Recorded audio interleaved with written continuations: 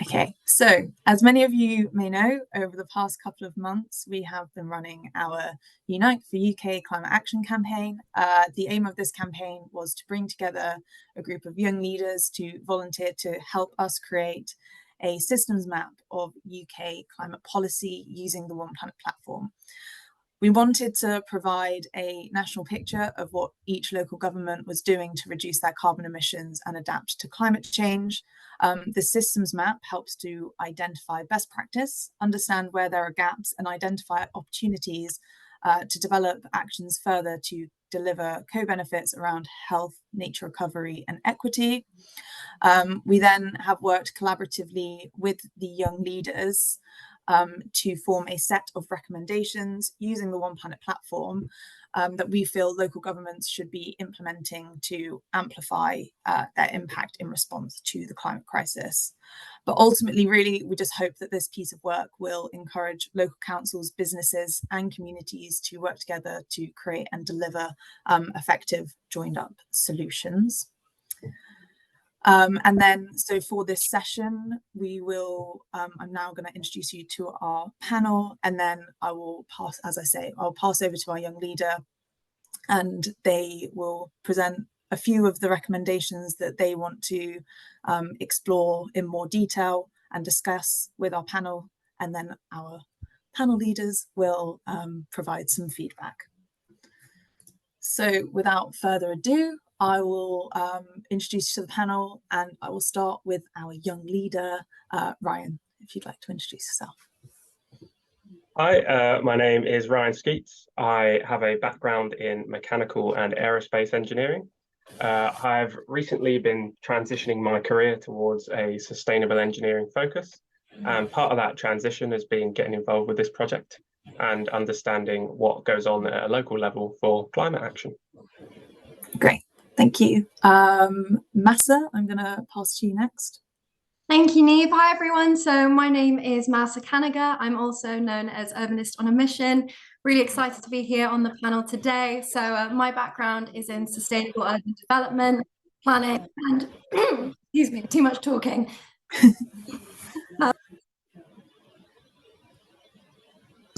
Oh, Massa, you've not got, yeah, there you go. There we go. Sustainable urban development, planning, and climate engagement. So as you can tell, I do a lot of talking around this issue, and excited to hear a bit more from the young leaders on their action, their recommendations, and how we can apply some of this across both private and public sector. Great, thank you. Jo, I'll pass over to you next. Hi everyone, I'm Jo Wheeler. I'm Senior Manager of our local policy and retrofit work at UK Green Building Council. I've been working in this area for about 20 years now, including with Purim many years ago. Yeah, delighted to be on the panel this morning. Thanks for having me. Great. And lastly, but not least, Rafe. Hi there, everybody. Rafe Bertram from Enfield Council, and I work also with the Good Homes Alliance. But my role at Enfield is Built Environment Sustainability Lead, which involves a number of things, including council home retrofit, including sustainable infrastructure like heat networks and new build sustainable standards, for instance. And also my particular interest is in the financial incentives for more sustainable built environment, and that's some of the work that I've done recently with the Good Homes Alliance. That's me. Thank you very much. Great. So if we just get straight into it, I'm going to pass back over to Ryan, and he is going to ask our panel some questions based on the recommendations that we've made.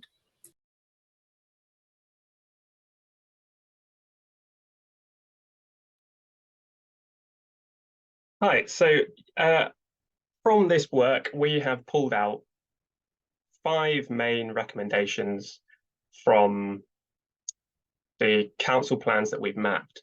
As we only have about 20 minutes for discussion, as Niamh said at the start, we are going to go through 2 of those recommendations in more detail, both that were of interest to myself and both that I thought would be best to discuss based on the backgrounds of our panel. So the first recommendation that I would like to present, and I'll just be reading it straight out from how we've written it down in our recommendations documentation. I will then go on to ask a question for it. So the first recommendation is that all buildings, domestic and non-domestic, under council control should be EPC B or higher. So in more detail, it reads as follows in our documentation. Local councils can help facilitate the improved performance of all buildings in their regions. This can be through planning to ensure that all new buildings are efficient and instigating and supporting retrofit initiatives in the local councils. Retrofitting of buildings will also address health and equity issues by ensuring that all homes meet minimum standards. Haringey Council have pledged that all of their domestic and non-domestic buildings will be EPC B or higher by 2050. So building on this, my question would be to the panel and to get the discussion going. What are the existing challenges of retrofitting buildings for improved energy efficiency? And how can these be overcome to meet the outcomes set by local councils, such as the one I just mentioned with Haringey Council, aiming to have all of their domestic and non-domestic buildings under their control, EPC B or higher by 2050? Great, thank you, Ryan. Who from our panel would like to kind of get the conversation going? Or shall I just pick on one of you? Okay, Rafe. Do you want me to start? I mean, this is a great question. I mean, I think it's well, I think it depends on the sort of. Sorry, what I'd like to start off talking about is maybe an organisation called London Councils, which is a group of which is like London's, 33 local authorities, and it's got a group called Retrofit London, and they have a target of EPC B by 2030 for all of London.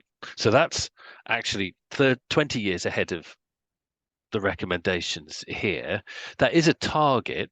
That is, and it's good to have targets, but targets are kind of different to kind of statutory requirements.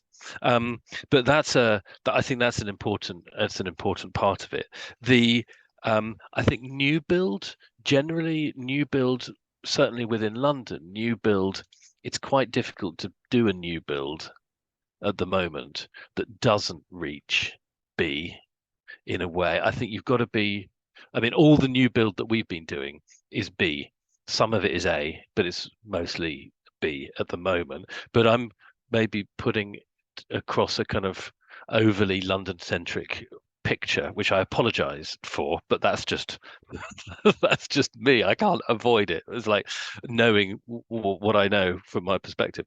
I think trying to non-domestic, I don't know so much about. I'm more involved in the domestic side. I think one of the challenges overall is how the funding streams work together. And this is where we get into the whole enviro-economic world, but the whole funding streams, one of the is kind of an issue here in the way that the Social Housing Decarbonisation Fund, which is the government's kind of main track towards, social housing retrofit, you get funding, you get a part funding, which is great. It's quite a sensible process, and the eligibility criteria is that you have to start below EPC C, and you have to just get in the EPC C band. If you get kicked out if you go higher than the lowest bit of EPC C, but you can add your own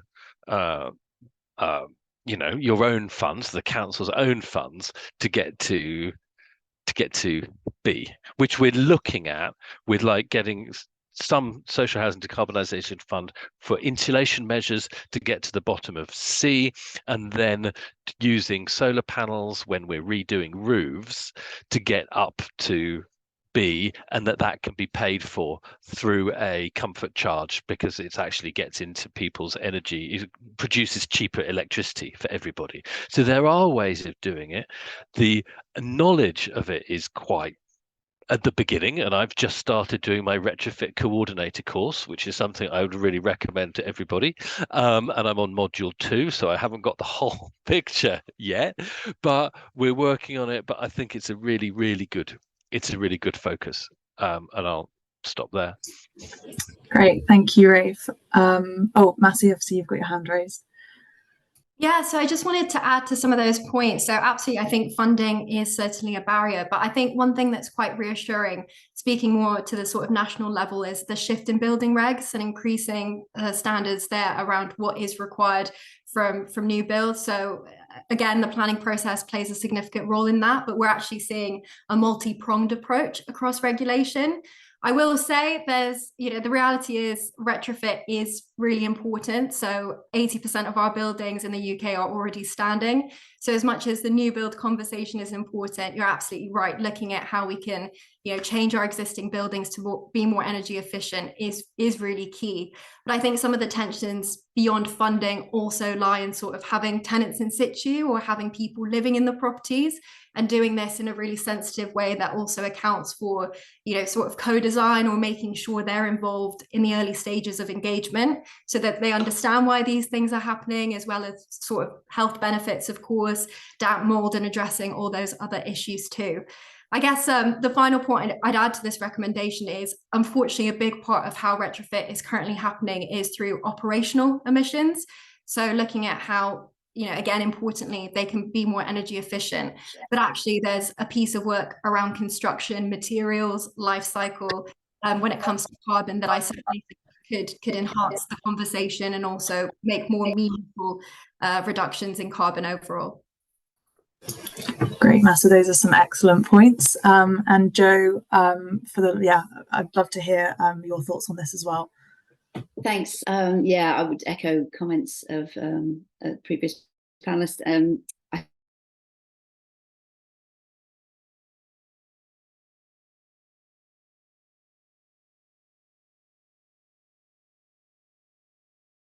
Retrofitting in the future, we ought not be building buildings with gas boilers going in, etc. In 2023, UK GBCs are waiting, as we all are, the publication of the Future Homes Standard, which we hear might be this week, might be after Christmas. We're not sure. We're sort of holding our breath to see what will be in that. But yeah, absolutely, new build standards need to be setting the way. When it comes to public buildings, again, yes, we think that public buildings, the government should be leading the way as a construction client, and in terms of leading the way on retrofit as well. Of course, it all comes down to money in the end, and whether local authorities have the funds available to do those retrofits. And I'm sure that's an issue that's going to come up throughout this session. But yeah, in principle, government should be leading the way on public buildings. And when it comes to retrofit, it's a really complicated one. Obviously, yes, we need to retrofit the UK's 29 million homes to stand any chance of meeting our net zero targets. And I work specifically on that.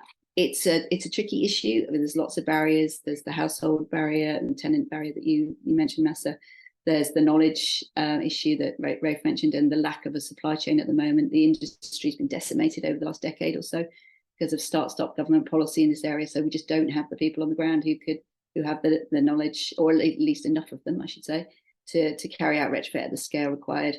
And there's the finance issue as well, retrofit finance, how people pay for it. But none of it is insurmountable. Absolutely, it's what we have to do, and it's about political will, and it's about prioritization of funds, and it's about making things affordable in innovative ways, which is really interesting, as Rafe was talking about, kind of innovative finance going into this sector. And importantly, it's about systems change. So this is, you can't pick off any one of these barriers on retrofit. You can't increase demand for retrofit without also building the supply chain, without also ensuring that the finance is there. So everything needs to happen together, which makes it challenging, but also a massive opportunity as well. Great, thank you. Massa, if you can sum up what you want to say in about a minute, because we're going to then move on to the No. next recommendation. But yeah, go ahead. Thank you. Just very quickly, I think the panelists have raised some really important points around funding, and I think just thinking at sort of government level as well, understanding the costs of poor housing, particularly to the NHS, is really, really key in all of this with public buildings. So I think the report came out recently that it's estimated around £1 billion is being spent unnecessarily through to the at cost to the NHS because of the quality of some of these buildings that we're looking at. So yeah, I think when we're talking about the cost of retrofit, also understanding the cost of not retrofitting is really important as part of the discourse. No, I think that's a real excellent point. I would like to add to it, but I'm gonna not steal the stage and hand back to Ryan to ask you another question around a kind of different one of our recommendations. Excellent. Yeah, thanks to the panel for that. Hopefully we can, as we're recording, we can unpack some of what was brought up later on and see if we can add it into our recommendations going forward.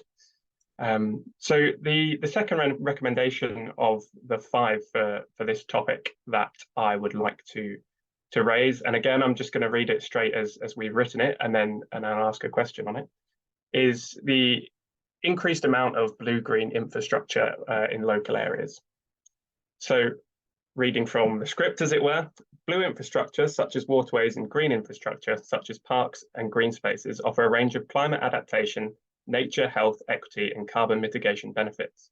Many climate strategies made a link to nature recovery during our recent work, but most do not have fully aligned climate change blue-green infrastructure strategies. Putting more emphasis on natural solutions will increase the co-benefits of climate action while making its benefits much easier for the community to visualize. So with that in mind, the question I would like to ask to kick off the discussion on this recommendation is, what actions could local councils incorporate into new blue-green infrastructure strategies? So what could local councils be doing to get their strategies off the ground? Are there any quick wins, easy wins in terms of simple green infrastructure, things that could be achieved, for example? Who would like to go first? Or will I need to pick up? Joe, I can see your mic's gone off. Yeah, I was going to say this is not my area of expertise by any means, but I just want to say that UKGBC has a number of playbooks written specifically for local government audience, and one of those is on nature and biodiversity. So I'm realizing now I should have that to hand with our kind of top recommendations in there, but I don't know them off the top of my head, but we have distilled them down into our playbook. I'll find the link to this call and I can post that there.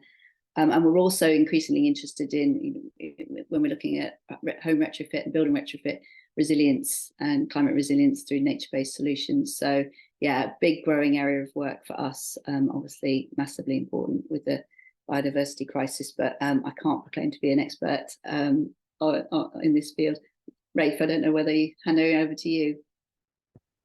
I think it's a great thing. I mean, from our, but I suppose a few things from our perspective. We do have Enfield does have a blue-green infrastructure strategy there. I think your point about equity is super important, and we have an issue where we have a sort of one part of the borough is fairly green belt area and more wealthy than the eastern half of the borough, which is a kind of historical industrial area along the industrial Lee Valley, with a deficit of green space, and so it's something that's really on our mind. And one of the sort of odd things about that is that actually the watershed, the rivers, the flood catchment comes from the green belt and directs all the flood water towards the more industrial areas. So there's a sort of it's the more industrial areas that has the resilience issue, but it's all collected from the farmland in the sort of slightly wealthier, greener area. So there's a kind of like a kind of physical equity issue in play. But what we've been doing a lot of there is to do some, tree planting in the greener areas, some rewilding of some of the farmland to kind of help increase diversity, but also use capture that those flood mitigation areas. And then when you get into the more industrial area where we've got these culverts, these concrete culverts that kind of direct the water as quick as possible downstream, which actually is causing part of the problems, is to naturalize them, open them up, have much more sort of flood zones, flood plains that are also parks that are a part of that, and that then ties in with a active travel route and a school streets route and the SUDS sustainable urban drainage route, where we can walk in a sort of tree-lined route throughout all parts of the borough. So we're trying to do it. I think it's interesting. It's a super subject, interesting, it's complicated, and then from a sort of financial point of view, there's a new thing called biodiversity net gain credits, which are a way of, I think, quite an interesting way of putting a mechanism in around this sort of issue of the economics of green space in order to try and bring what were externalities to development to be an internality within the broader system. And it'd be interesting to see how that develops in the future. But it's a super area to focus on, and it can have, as you say, multiple benefits to it. Great, thank you, Rafe. Oh gosh, my laptop just did something funny there. Masso, is there anything else that you would like to add to that? Yeah, so I just sort of echo the point raised about biodiversity net gain. So this is a statutory process coming in from January 2025 from a planning perspective. Again, that's going to make it mandatory for biodiversity to be enhanced as part of any sort of development in terms of major development across the Town and Country Planning Act. So there is that piece of legislation that is almost creeping in to enforce improved biodiversity, which is great to see. I think the other thing I'd highlight from a local authority perspective is really this idea of joining up with other councils as well. I think, a bee or a butterfly doesn't know if they've turned a corner and they've suddenly ended up in a new council or not. So actually them working together to make sure that things like wildlife corridors are consistent across the country is really key. Particularly as, a lot of the funding, unfortunately, isn't always equally spread across local authorities. So really making sure that we have a joined up approach there. But also interdepartmentally, I think there's a really important piece here around, like you said, nature-based solutions are fantastic, not only for climate resilience, but also air quality, mental health.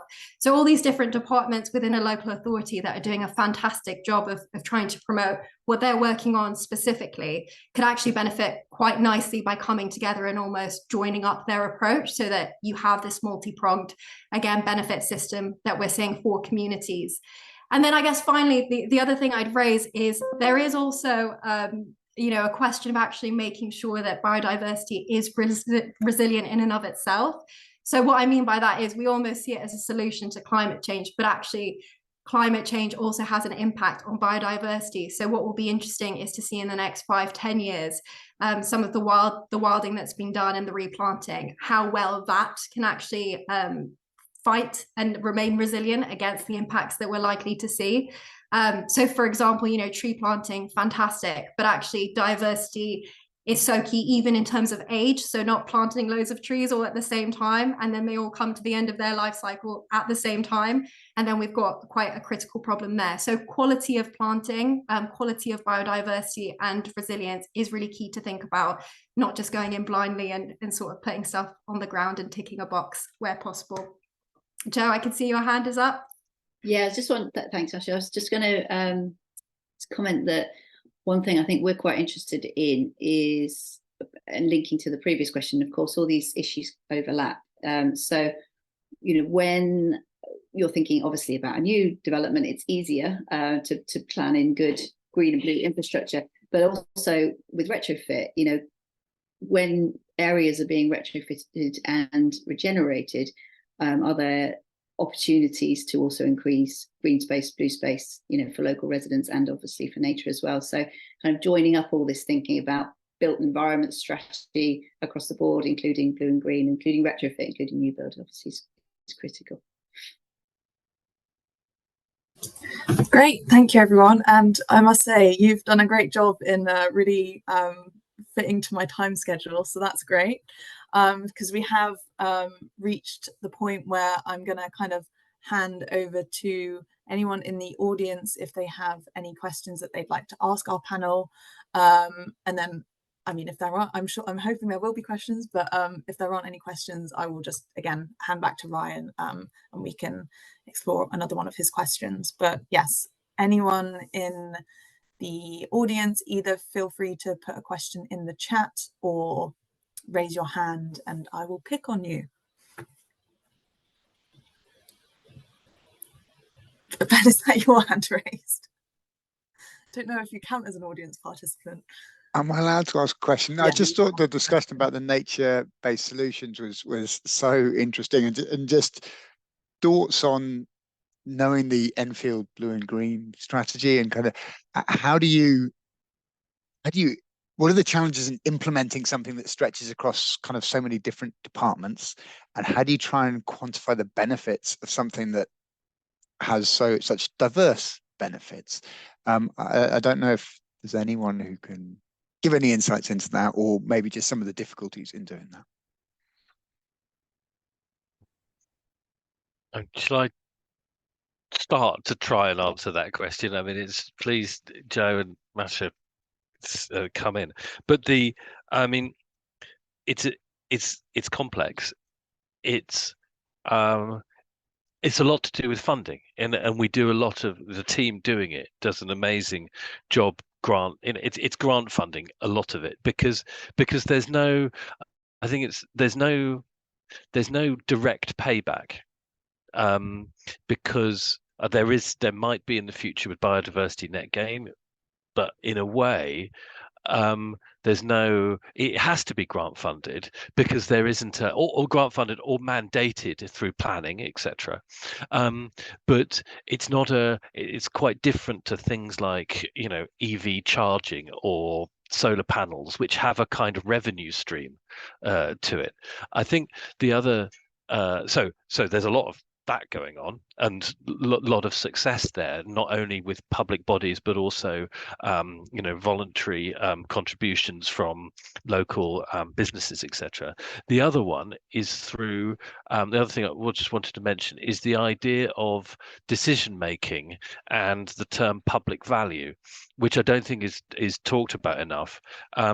Public value is the way in which local authorities, central governments, etc., should decide how funding is spent. Not on cheapest cost, not on political, wins at the time, but about public value. And public value is not just the economic benefits of making a decision, it's also the social and the environmental value brought through that decision. And that's defined by not some esoteric academic somewhere, but it's defined by the Treasury and in their book called the Green Book. So it's like in the center of the center of the center, there is this decision making about how to account for public value. And I think to help to answer your question, Ben, about how do you make it, how do you quantify it, and how do you make these better decisions?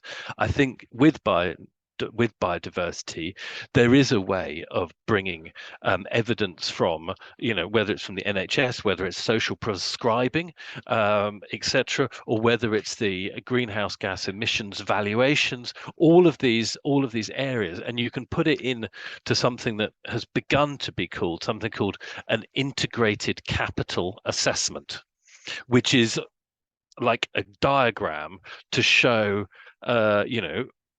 how you split out the direct costs from the long-term costs, from the social value benefits, and from the environmental benefits. And I find it a really good way of thinking about it. And you can compare these different and compare and contrast these different strategies, that different options, and then decide which one gives the most public value.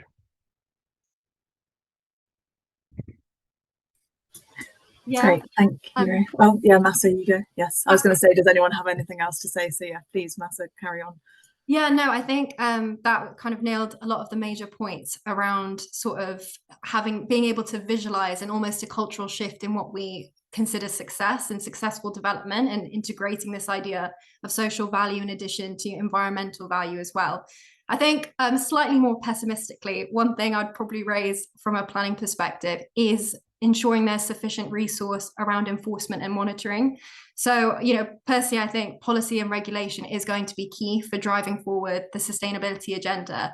But we do have to make sure that if policies are in place, that number one, they're clear and accessible.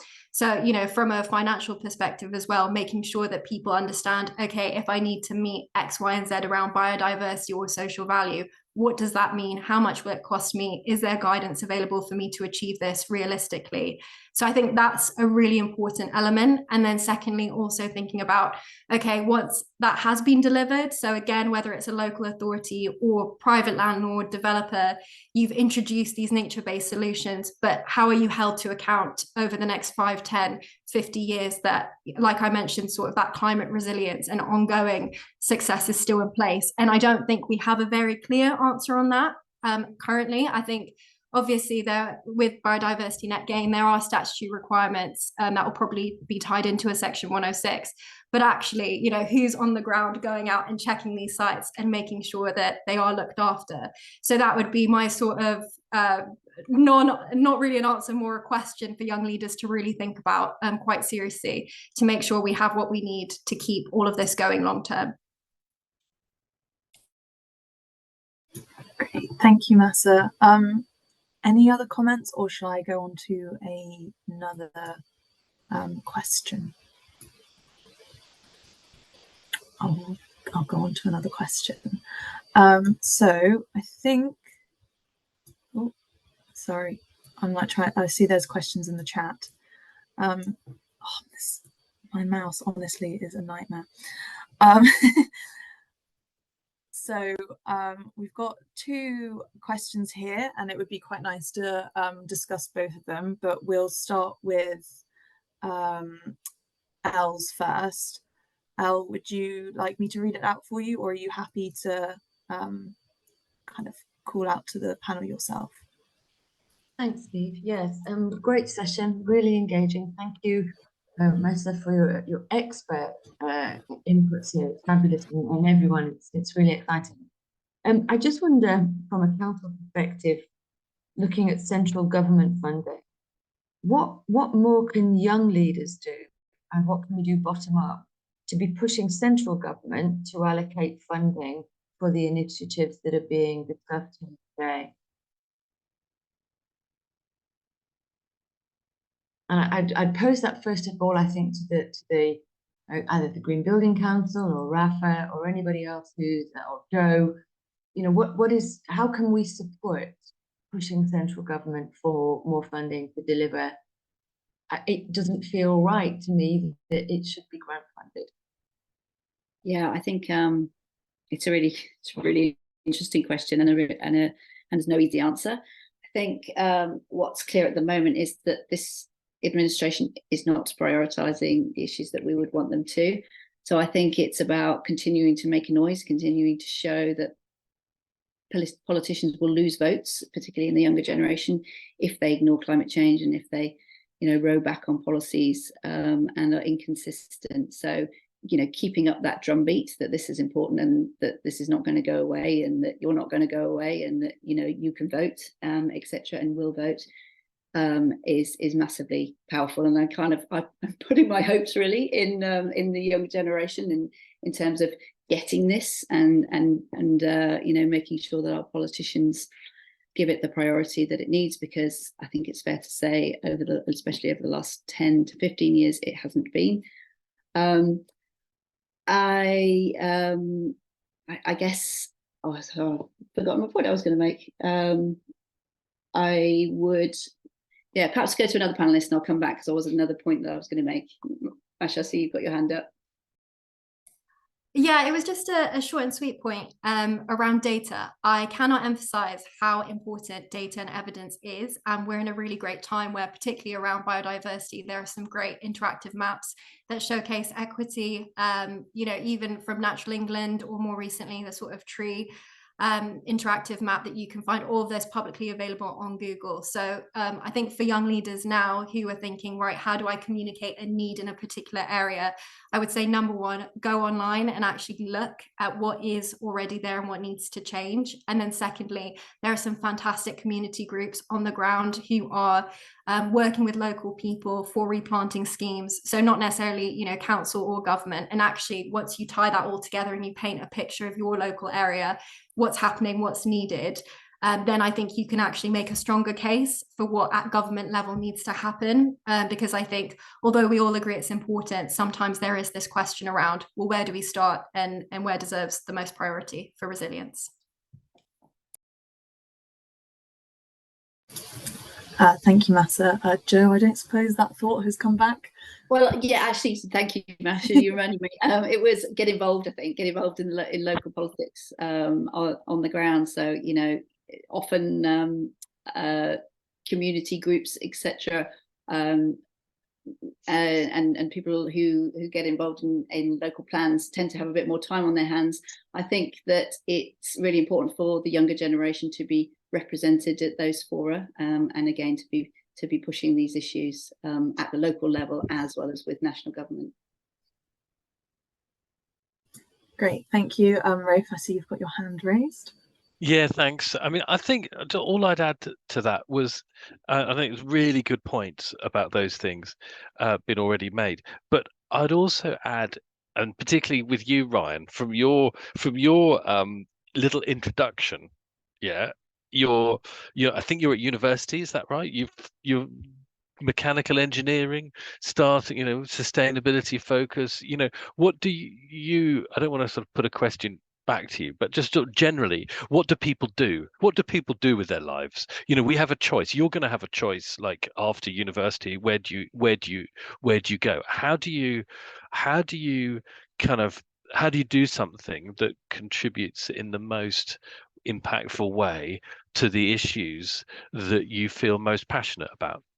And I think I think there is a way of trying to tackle things on all of these different levels. You can tackle the big picture stuff by a lot of the things that Jo just talked about, in terms of contacting and being involved in the sort of political process of things. You can be involved in what Mash has just spoken about, which is the kind of the sort of voluntary groups, the local area that get involved. There's lots of opportunities there, but then there's also this sort of middle area, which is like, let's say, a local, and I'm going to be totally local authority biased, or maybe sort of central government regulation biased, because that's great too. But how do you get involved in actually being a part of it? I mean, our little team that I was explaining, who's done this blue-green strategy, it's like there are sort of 3 or 4 people employed by the local authority to do the strategy, to do the grant applications, to run the voluntary schemes, and to implement it all, working with contractors and voluntary organisation too. But that's real impact. That's actual. That's not strategies. That's not policies. That's not being a consultant to advise somebody else that they should do something. It's actually sort of in it, and it's that sort of middle area, that sort of community neighborhood area, that I find kind of really impactful, that one could look at, as you go forward, like in terms of what do you go on to do next. Thank you, Rafe. Ryan, I see you've got your hand up, so yeah, feel free to respond. Yeah, I just wanted to jump in a response to that.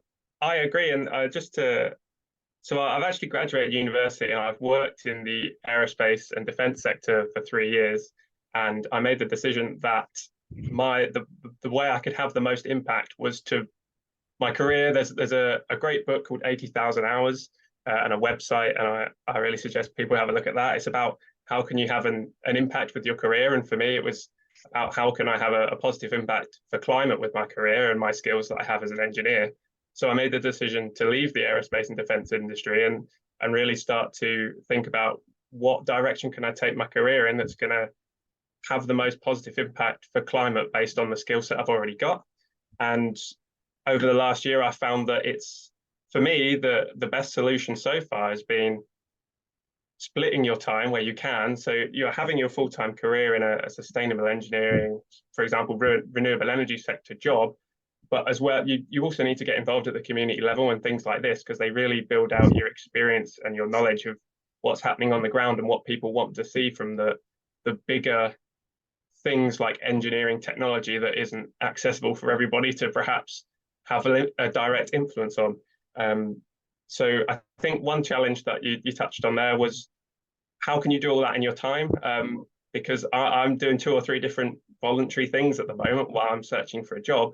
But how my future concern is how can I balance what I'm already doing? I'm enjoying it and I'm learning a lot with progressing my career directly as well. So I'll leave that one as a bit of an open thought.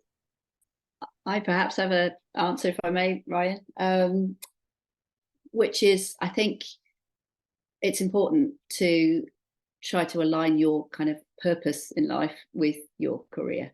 And I think that you can work within organizations, you know, as an engineer, as an architect, whichever job you're going into, to change the organization. You know, if it's, hopefully you join one which is committed to sustainability and committed to net zero, etc., and you can help them on that process. But also, you know, if you join one that isn't, don't leave your purpose at the door. Take it with you and lobby for change within that organization, because the bosses need to hear that young people care about this and that people will only work for them if, you know, they're committed to X, Y, and Z. So, you know, absolutely don't separate the two. They should go hand in hand.